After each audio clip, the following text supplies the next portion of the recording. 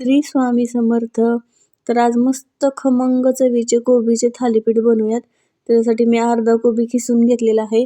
एका मिक्सरच्या भांड्यामध्ये हिरव्या मिरच्या, लसूण, अद्रक आणि कोथिंबीर याचं मस्त असं वाटण बनवून घ्यायचंय. आणि हे वाटण मी किसलेल्या कोबीमध्ये घालणार आहे. नंतर एक चमचाभर ओवा घेऊन हातावरती क्रश केलेला आहे तो सुद्धा याच्यात घालणार आहे. तो एक मोठा चमचा तीळ, थोडंसं जिरं, अर्धा चमचा हळद, अर्धा चमचा लाल तिखट, 1 वाटी गव्हाचे पीठ घेतले, 1 वाटी ज्वारीचं पीठ घेतलेलं आहे, 2 चमचे बेसन पीठ, 2 चमचे बाजरीचं पीठ, चवीनुसार 1 चमचाभर मीठ घातलेलं आहे आणि 1 चमचाभर धना पावडर. तर हे मस्त असं सगळं साहित्य मिक्स करून घ्यायचं आहे. आणि वाटण वाटलेल्या मिक्सरच्या भांड्यामध्ये थोडंसं पाणी घालून मी त्याच्यामध्ये घालणार आहे आणि छान असं मिक्स करून त्याचं घट्ट सैलसर अशी कणिक भिजून घेणार आहे. एक 5 मिनटं मी त्याला तसंच ठेवल्यानंतर त्याच्यातला एक छोटासा गोळा काढून घेणार आहे आणि तो मस्त असं मी रुमालावरती त्याचं थालीपीठ बनवून घेणार आहे.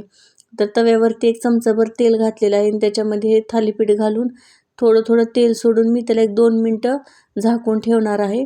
झाकून ठेवल्यामुळे ते सगळीकडून छान असं भाजलं जातं. आणि थोडं तेल घालून मी मस्त असं त्याला खरपूस रंगावरती भाजून घेणार आहे, थोडंसं प्रेस करून. तर खूप छान लागतात हे थालीपीठं. तुम्ही एकदा नक्कीच ट्राय तर करून बघा. खूप जणांना कोबीची भाजी आवडत नाही, पण अशा पद्धतीचे थालीपीठ केल्यानं खूप छान लागतात. तर मी असे सगळे थालीपीठं बनवून घेतलेले आहेत. तर हे थालीपीठं दह्यासोबत, चटणीसोबत, लोणचं, सॉस तुम्हाला जे आवडेल त्याच्यासोबत तुम्ही खाऊ शकता. खूप छान लागतात हे थालीपीठं.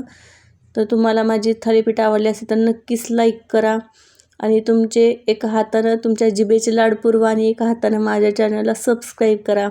आवडलं तर नक्कीच एक लाईक करा, शेअर करा, कमेंट करा. बाय.